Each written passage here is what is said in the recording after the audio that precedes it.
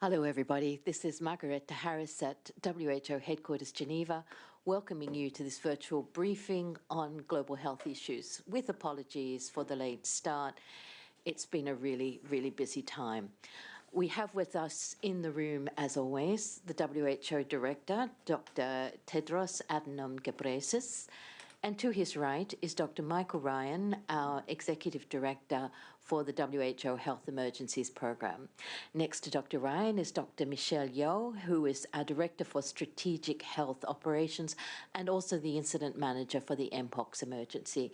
And next to Dr. Michelle Yeoh is Mr. Nabil Tabal, our Deputy Incident Manager for the Conflict Escalation in Israel and Occupied Palestinian Territory. On Dr. Tedros' left is Dr. Maria van Kerkhoff, our Director ad interim for Epidemic and Pandemic Preparedness and Prevention. And next to her, we have Mr. Daniel Thornton, our WHO Director for Coordinated Resource Mobilization. We also have online both our representatives from Lebanon and from the occupied Palestine territory. And we have many other experts online, so do not hesitate to ask your questions on all relevant matters. Now, as I said, apologies for the late start, and we will, of course, as usual, only be able to devote an hour at most.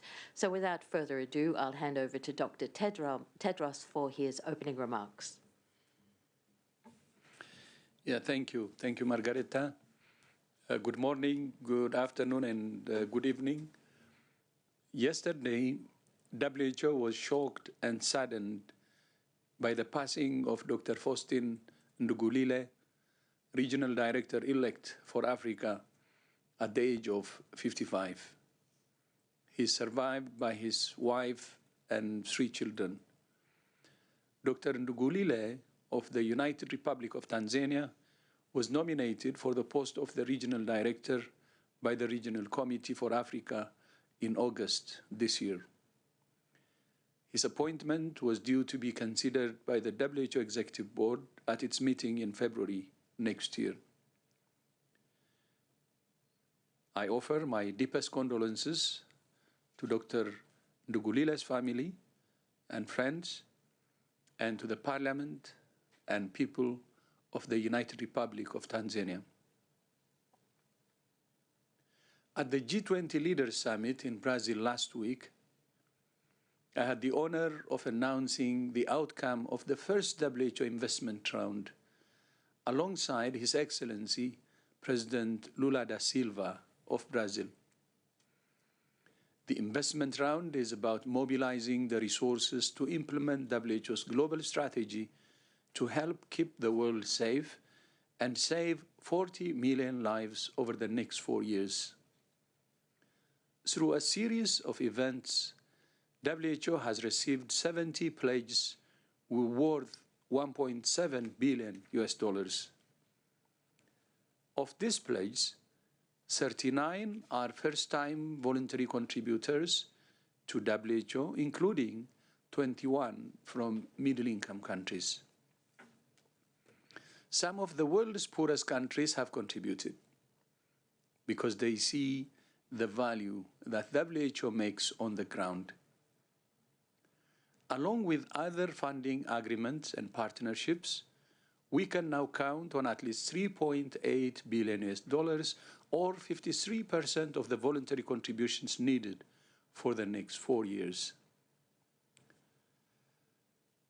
This is truly significant, because for decades, only a small portion of WHO's total budget was predictable. The funding from the investment round gives us more predictability and flexibility, and the ability to respond rapidly to continually evolving health threats around the world. I thank all countries and partners who have contributed. Now to Mpox. Last Friday, the Emergency Committee met and advised me that the outbreaks of Mpox in Africa continue to represent a public health emergency of international concern. I accepted that advice. Yesterday, the Emergency Committee issued updated temporary recommendations, adding some new recommendations and extending or modifying others. As we have said many times, we're not dealing with one outbreak of one virus, but several simultaneous and overlapping outbreaks of different strains or clades of the virus affecting different groups in different places. So far this year, 20 countries in Africa have reported more than 14,000 confirmed cases, including 55 deaths. More than 75% of all confirmed cases and deaths in Africa this year have been in the Democratic Republic of the Congo, where the outbreak of Clade 1b has now spread to 6 provinces, including the capital, Kinshasa. Clade 1b has also spread to 4 neighboring countries. In Burundi, more than 2,000 cases have been reported, largely in urban areas.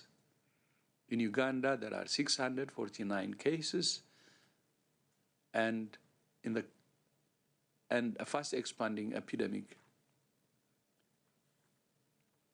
In Rwanda, 37 cases have been confirmed, and in Kenya, there are 19 cases. And cases have also been reported in at least 8 other countries in Africa, the Americas, and Europe. WHO, Africa CDC, and our partners are continuing to support countries to respond to these outbreaks and prevent further ones under one joint continental preparedness and response plan. Together, we're strengthening the 5 C's of outbreak response: coordination, collaborative surveillance and detection, community protection, care that's safe and scalable, and countermeasures, including vaccines. So far, 6 million vaccine doses have been pledged, of which 1.6 million are ready for distribution by the end of the year. Almost 56,000 people have been vaccinated in 7 provinces of the DRC, and health officials there are preparing to administer a second dose with vaccination starting in Kinshasa this week. We still face many challenges to bring these outbreaks under control. To meet them, we need stronger political commitment to scale up responses, activities. We need fully resourced preparedness and response plans. We need further contributions of medical countermeasures, including diagnostics and vaccines. And we need continued transparency and collaboration between affected countries and partners. WHO welcomes the ceasefire between Israel and Lebanon that took effect yesterday, and we very much hope it's respected and becomes a lasting peace. Although the fighting has stopped for now, the health needs are huge and will only increase. Those needs are more acute now that winter has arrived. In Gaza, a year ago, almost all those displaced by the conflict were sheltered in public buildings or by family members. Now, 90% are living in tents. This leaves them vulnerable to respiratory and other diseases. Cold weather, rain, and flooding are expected to exacerbate food insecurity and malnutrition. At the same time, the ongoing blockade of northern Gaza is limiting the entry of essential resources, including blankets, fuel, and food, all of which are already in short supply. This week, WHO and our partners conducted a 3-day visit to the north of Gaza. The team visited 13 health facilities, including 5 hospitals. They saw a high number of trauma patients and increasing number of patients with chronic diseases needing treatment. There are critical shortages of essential medicines and significant psychological stress among health workers. WHO and our partners are doing everything we can, everything Israel allows us to do, to deliver health services and supplies. One of the most important ways that happens is through emergency medical teams made up of health professionals from around the world who have volunteered to serve. So far, WHO has supported the deployment of 45 teams from 25 partner organizations. Since January this year, they have delivered more than 2 million consultations. Once again, the ultimate solution to this suffering is not aid, but peace. As we always say, the best medicine is peace.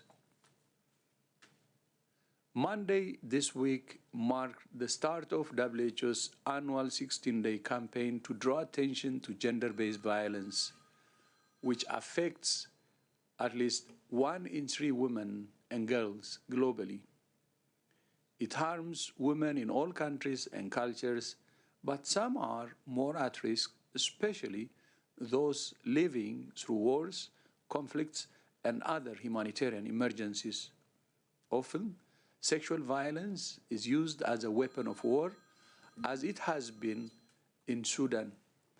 Armed groups terrorize women and girls in their homes, on displacement routes, in temporary shelters, or at border crossings. There are reports of kidnapping, trafficking, sexual slavery, genital mutilation, and child marriage. Many survivors face immense hurdles to access essential health and support services because of destruction of infrastructure, the danger of moving through conflict zones, or fear of stigma and reprisals. For the past 6 years, WHO has been working to address gender-based violence in 30 countries with humanitarian emergencies, with guidelines and training for health workers to manage rape and domestic violence. We have also supported ministries of health and partners to train at least 10,000 health workers in survivor-centered clinical care. All parties to a conflict have a responsibility to prevent and end violence against women and girls. It's preventable and never inevitable. Finally, this Sunday marks World AIDS Day. This year's theme is Take the Right Path, reminding us of the critical importance of human rights in the response to HIV. Since the first World AIDS Day in 1988, we have come a long way in expanding access to prevention, diagnosis, and treatment for HIV. But these gains are at real risk, and reductions in new infections and deaths have stalled. While nearly 30 million people are now on antiretroviral treatment, another 9 million need treatment and are not getting it. More than half of those, nearly 5 million, are still unaware that they are living with HIV. Many of these gaps are among key populations who are marginalized, criminalized, or discriminated against. Men who have sex with men, people who inject drugs, transgender people, sex workers, and prisoners. The most effective way to close these gaps and reach these populations is by recognizing and respecting their human rights. Together, this World AIDS Day, let's take the right path. Let's take the right path. Margaret, back to you. Thank you, Dr. Tedros. So I'll now open the floor to questions from journalists. But before that, just give you a reminder, please use the raise your hand icon to get in the queue. And if you've joined by Zoom, please make sure you've given your full name and your media outlet. We will only give the floor to bona fide journalists. And speaking of excellent journalists, we have Nina Larson on the line from AFP. Nina, the first question goes to you. Please ask your question. Unmute yourself and ask your question. Thank you, Margaret. Thank you very much for taking my question. I wanted to ask about about H5N1 bird flu and how concerned you are about the growing number of human cases in the United States, the detection in raw milk, and fears that this could potentially spark a new pandemic. I mean, there's been a lot of criticism of U.S. authorities for not doing enough testing. Do you think there is enough testing being done to give an accurate picture of what's happening on the ground? Thank you. Thank you, Nina. I'll hand that question to Dr. Maria van Kerkhoff. Thanks very much, Nina, for the question. So, yes, as you've pointed out, we've seen a large number, well, still small, relatively speaking, but a growing number of human infections of H5N1 around the world, not only in the U.S., but around the world over the last several years. What is concerning to us is that in the last 5 years or so, we've seen a massive epizootic of avian influenza, including H5N1, not just H5N1, but in wild birds, in poultry, expanding to other animals, livestock, dairy cattle in the United States, but also land mammals, marine mammals. And over the last couple of years, this expansion of H5N1, of avian influenza, is putting more people at risk. We have had about 55 human infections in the U.S. this year. All of 2 have had exposure, known exposure to infected animals. There are many investigations that are underway looking at the exposures of each of these cases to determine how people have been infected. But what we really need globally, in the U.S. and abroad, is much stronger surveillance in animals. In wild birds, in poultry, in animals that are known to be susceptible to infection, which include swine, which include dairy cattle, to better understand the circulation in these animals. We need much stronger efforts in terms of reducing the risk of infection between animals, to new species, and to humans. And to do that, we need to protect people who are at risk, people who are exposed. So these are occupationally exposed persons, making sure that they have the right personal protective equipment, that it's worn appropriately and properly when they are handling infected animals or even suspected infected animals. We need to make sure that they have testing, that they have access to care, so that we can mitigate any potential spread. We have not seen evidence of human-to-human infection. But again, for each of these human detected cases, we want to see a very thorough investigation taking place, including further testing of contacts. Excuse me, I've been a little unwell over the last couple of days, so it's hard to speak. We need serology to be done among the contacts so that we can really understand the extent of exposure. We've reached out to our partner agencies at WOHA and FAO to try to increase the urgency as it relates to surveillance in animals, to make sure that we are all working towards a common goal of preventing, the next pandemic. For us at WHO, we are always in a constant state of readiness as it relates to influenza, because it isn't a matter of if, it's a matter of when. And so the work that we do through the Global Influenza Surveillance and Response System, but also our PIP framework, our Pandemic Influenza Preparedness Framework, and looking at access to medical countermeasures like vaccines, diagnostics, therapeutics, gets us ready for when or if we will be in a situation where we are in a flu pandemic. We're not in that situation yet, but we do need more vigilance. We need more collaboration, more transparency across the human health sector, the animal sector, the environmental sector, so that the risk assessments that we do can be regular, can be robust, and that we could do them on a regular basis. But globally, the risk to the general population for avian influenza is low, but it's low to moderate for occupationally exposed people. And that moderate level depends on the level of protection that they have. I do want to just comment on the work related to milk. We recommend, and we've always recommended, drinking pasteurized milk for a number of different health benefits. This is just as important for H5N1 as it is for other pathogens, other bacteria. So that continues to be a recommendation from us. Thank you very much, Dr. Van Kerkhoff. The next question goes to Mohammed from Andalou. Mohammed, please unmute yourself and ask your question. Margaret, thank you so much for taking my question. As Mr. Tedros mentioned, ceasefire started yesterday between Israel and Lebanon. There were Israeli attacks on Lebanon from end of September until yesterday. My question is, in this process, how many healthcare workers were killed, and how was how much healthcare system affected in Lebanon? Thank you. Thank you. Mr. Nabil Tabal will take your question.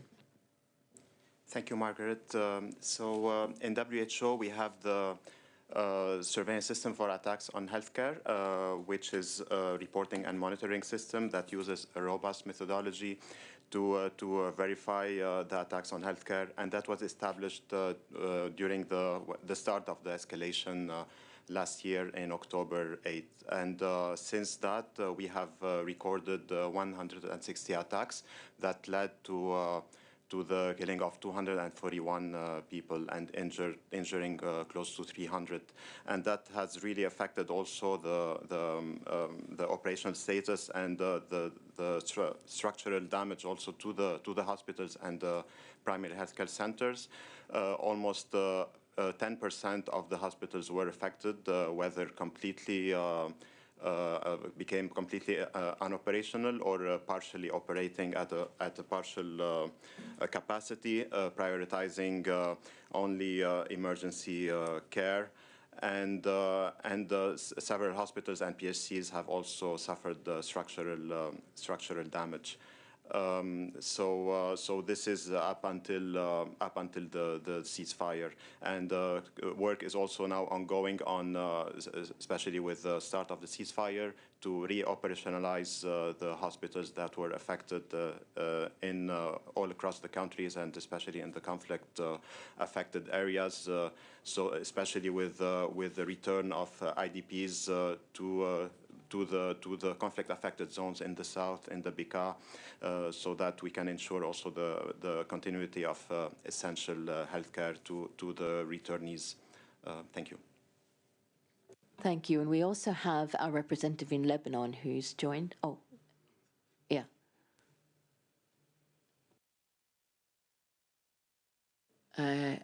He's not joined yet. Maybe Dr. Michael Ryan will just make an intervention while we're waiting. I just what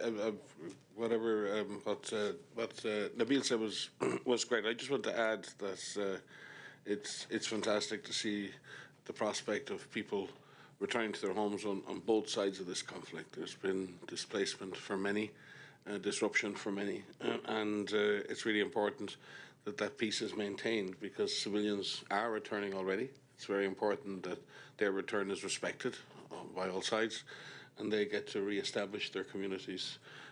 So we welcome that, and as Tedros always said, peace is the best medicine, so let's hope this holds. But it doesn't take away, in a sense, that's really important, and Tedros again said this in the speech, the horror that's unfolding in Gaza.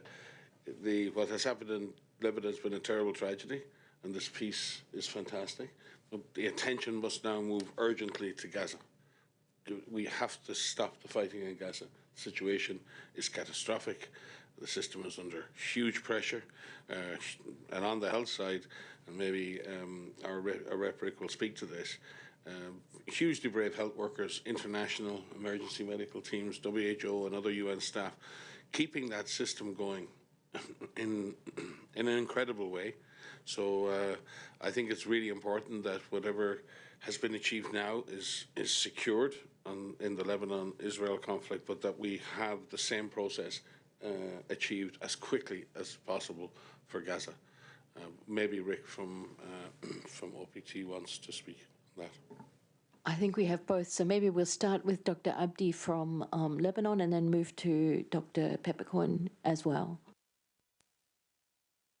Thank you very much, Margaret. I think Nabil have already shared some of the figures, but first we welcome the ceasefire, and I think the ceasefire provides an opportunity, and it's a critical window to address the urgent humanitarian needs. And I think what's more important is that the scale of the healthcare challenge remains enormous. And I think from now until the next few months, I think we have to try to reestablish the health services in the conflict-affected areas. Almost 1 million people now are moving back to the south and the east. Some of those returnees and some of those displaced people might not have homes because some of the village has been destroyed. Primary healthcare facilities need to be reestablished, renovated. Medicine should to be provided. But also, as a WHO, we are working closely with the Minister of Health how to facilitate the return of healthcare workers as well.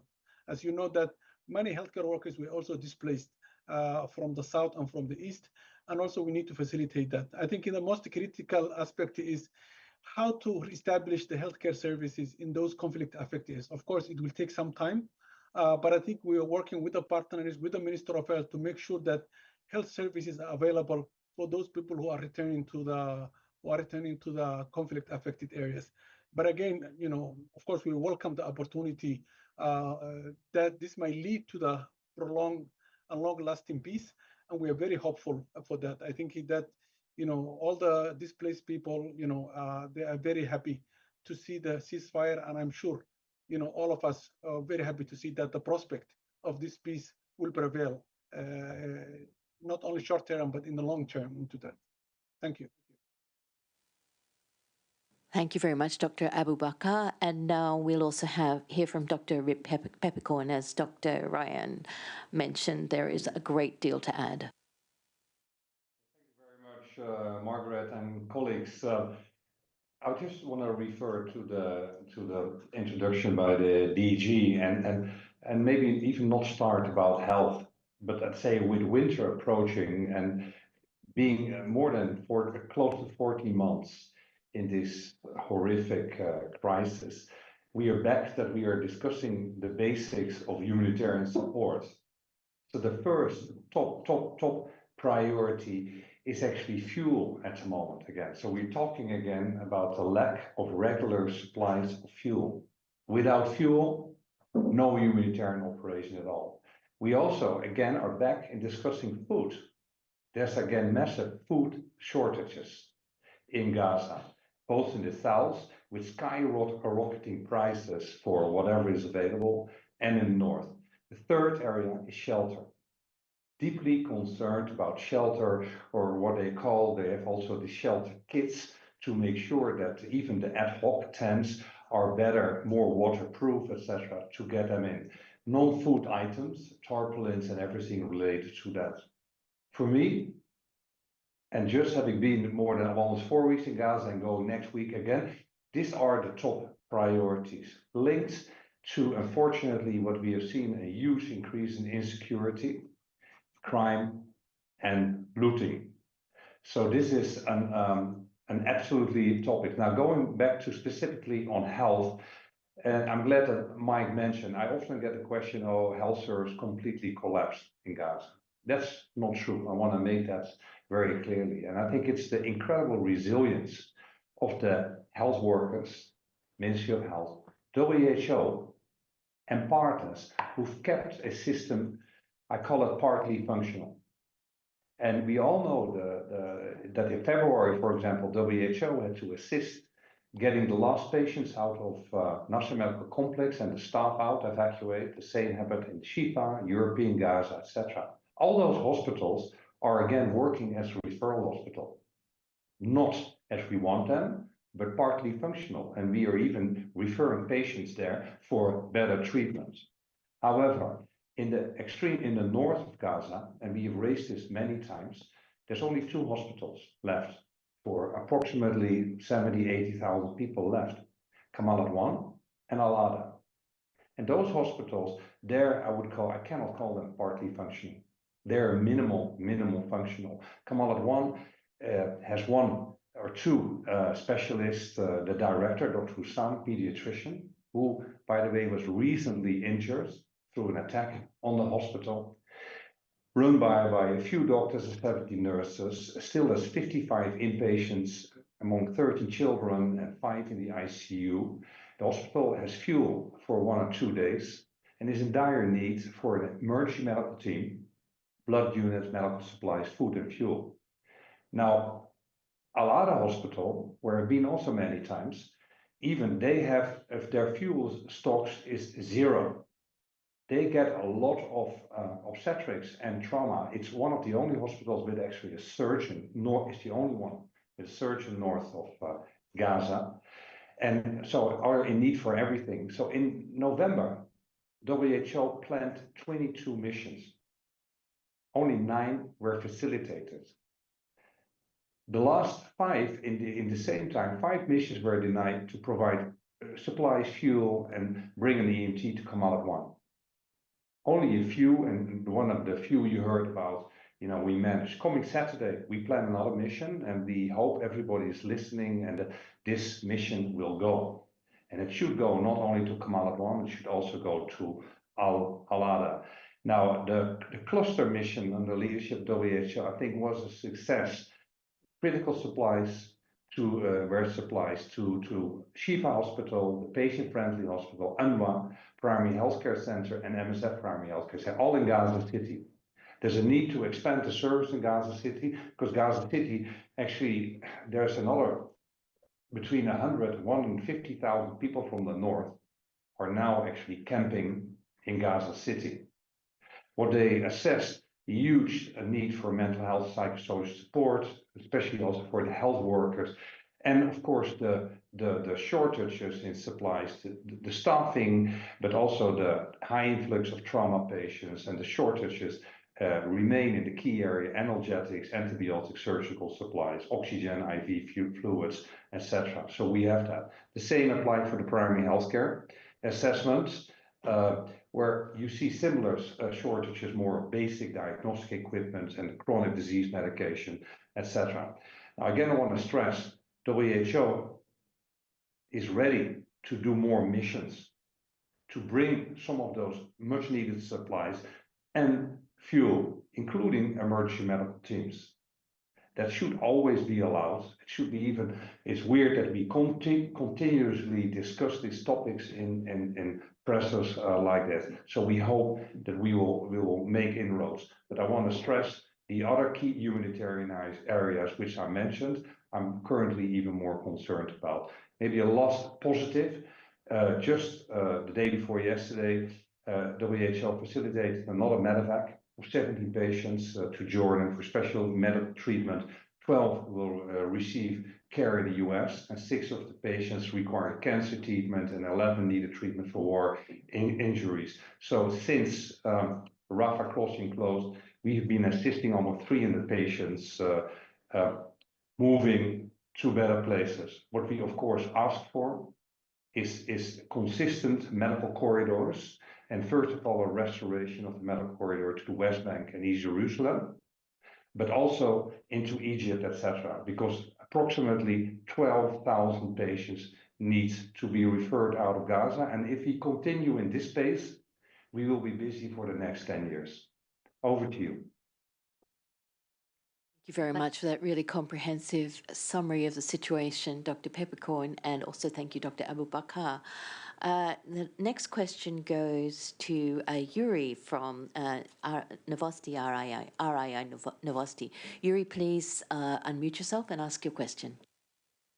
Yes, thank you, Margaret, and thank you for the briefing. I just wanted to know if you have more information on the possibilities that have WHO in Lebanon during these 60 days to, I don't know, to work in the hospitals that were closed during the conflict, to provide everything that is needed in the south of the country in order to close the gap in the humanitarian reaction during the hot period of the conflict. Thank you.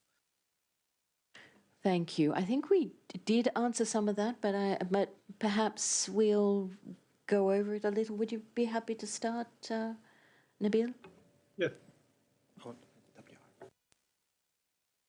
Oh, sorry, WR is still online. Sorry, I thought he'd left. So that's great. Is he still online? Yes, I'm online. Oh, brilliant.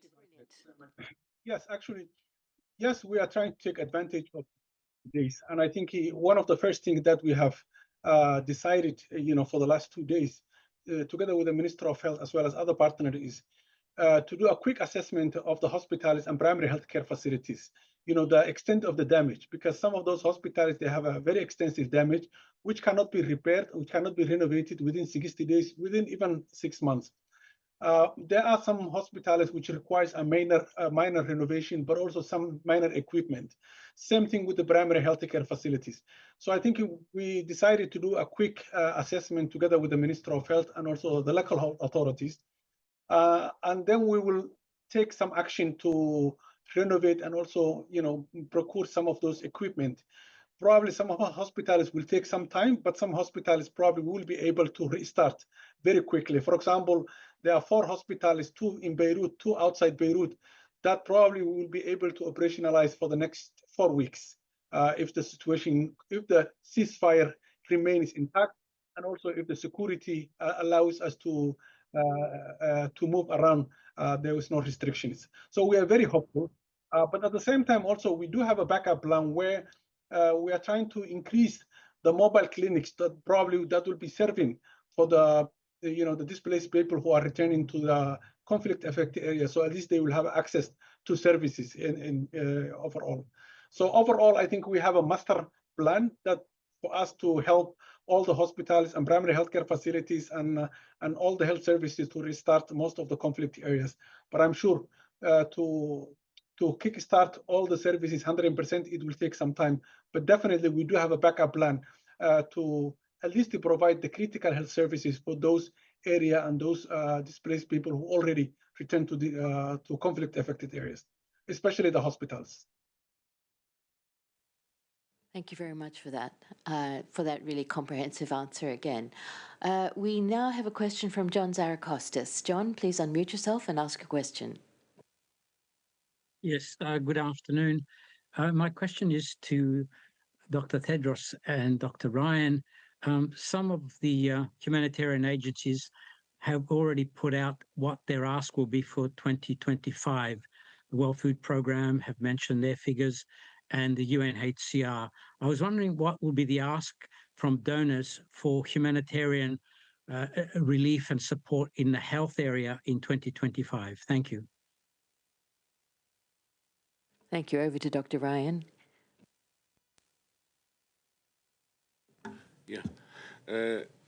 John, yeah, no, that's we're currently finalising with the country offices and with our partners the ask from both WHO and also from the health cluster partners as part of the humanitarian health appeal, and that's feeding into the global humanitarian overview, which I'm sure you'll be awaiting with bated breath. Thank you. I think it's a good question to ask. I think the question is less what are the humanitarian community going to ask for, because it is very clear that the needs are growing, and the needs are growing exponentially in some situations. And the complexity of the crises we're all collectively facing, the interface now between conflict, displacement, climate, and epidemics, or sometimes I call it the climate contagion and conflict, have just finally ripped through so many countries that countries are just not recovering.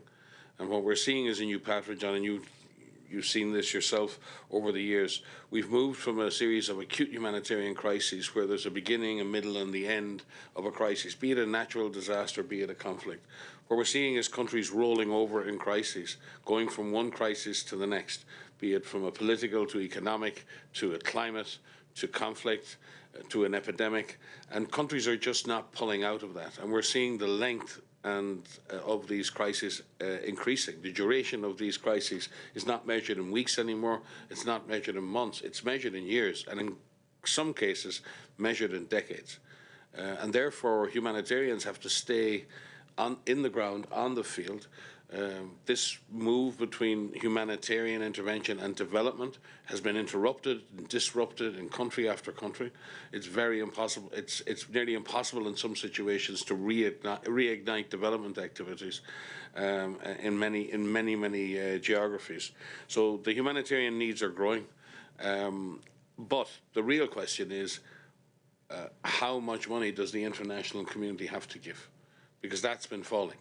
So while the rate of crises and the depth and intensity of crisis has grown, the appetite of the international community to fund those has fallen away. And we're seeing that in crisis after crisis last year, and many of the humanitarian health appeals last year were less than 50% funded. Some of them were less than 20% funded. There are a couple that are less than 10% funded. It is very, very hard for WHO and its health partners to deliver on any of the ambition that we have with those kinds of funding numbers. Last year, I think the overall ask was in excess of $1.5 billion to deal with all of the crises. That doesn't take into account the operational cost that WHO has to have our offices on the ground in countries and all of the infrastructure that goes with that. That is an extra cost on us. So what are we asking? And Tedros keeps saying this, we can keep asking for money. We can keep asking for resources. But when you look at it, the realities on the ground are we keep asking for more money, the number and depth and intensity of crisis grows, then we ask for more money, and then it goes around and around. What has to happen is something has to be done politically to interrupt these crises. We have got to have a much more fundamental intervention that prevents countries going from fragility to collapse, that prevents populations going from being in homes to being displaced, that prevents communities that are well protected with vaccines going to massive epidemics. We're shifting huge elements of our societies from stability to instability. And while we continue to do that and leave hundreds of millions of people outside what is the developed world standards. And this is no longer a developed world to developing equation. There are many, many developing countries, or so-called developing countries, who are making great progress. They're stable, their vaccination rates are rising, their education rates are rising, women's rights are being addressed. It's not perfect, no country is perfect, but we're seeing progress. But there is a group of countries where they seem to be separating from the rest of the planet geopolitically, where they're having these permanent state of crisis, and literally we're going, every year we're nearly doubling the number of people who exist in those settings. We believe by the end of the decade that up to 80–85% of the world's poorest people will live in these fragile, conflict-affected and vulnerable settings. We think that 2/3 of women, or over half of women, over half of children who die before 5, over half of women who die in childbirth will die in these settings. 70% of high-impact epidemics will die in these settings. That's what's driving migration. That's what's driving desperation. That's what's driving global epidemic risk. And we don't seem to be able to get to grips with that. So, John, while I respect the question, I really appreciate the opportunity to reach out to our donors to ask for more money. More money is great and we need it, but more money is not the solution to what we're all facing right now. Thank you very much, Dr. Ryan. And I think, Dr. Tedros has something to add. No? No, I was going to say I'd like to ask Dr. Tedros to end the press conference, because on that note, I think that's the note on which we end. Thank you. Thank you, Margaret. Thank you to all members of the press for joining us today, and see you next time. Thank you.